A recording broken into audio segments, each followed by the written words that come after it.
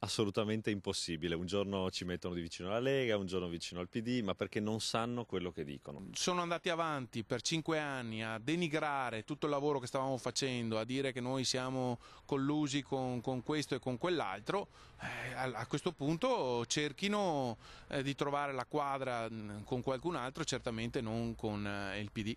Per i vertici regionali, da una parte e dall'altra, non ci sono discussioni. Un governo Movimento 5 Stelle e PD è impossibile, nonostante voci di segnali di apertura del numero 1 Di Maio con i Dem senza Renzi. Dal Veneto è levata di scudi. Abbiamo sempre detto non si fanno alleanze e non ne faremo perché non possiamo metterci vicino con chi ha distrutto questo paese. Quindi il Movimento 5 Stelle va avanti da solo, ma non perché ha la verità in tasca, perché ha la fiducia dei cittadini. Siamo la lista più votata largamente in tutta Italia, la seconda più votata addirittura anche qua in Veneto. Invito tutti quanti a tornare indietro con la memoria a 5 anni fa, a quella bella diretta streaming in cui l'allora candidato premier del centro-sinistra proponeva un accordo al Movimento 5 Stelle con un senso di responsabilità per governare il Paese e siamo stati sbeffeggiati in diretta e anche nei giorni successivi.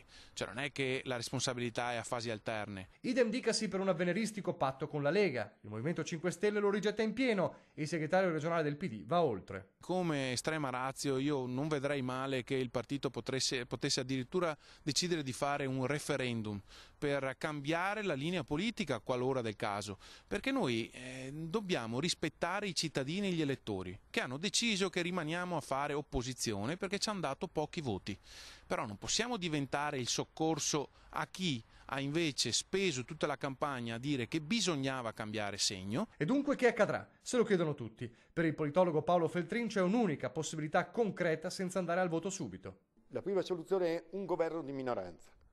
Come può sopravvivere un governo di minoranza? Grazie alle astensioni. Governo di scopo limitato, perché questa è una legislatura che durerà poco, e che ha due obiettivi: riforma costituzionale, legge elettorale e il terzo corollario obiettivo, tre obiettivi, mantenere gli impegni europei.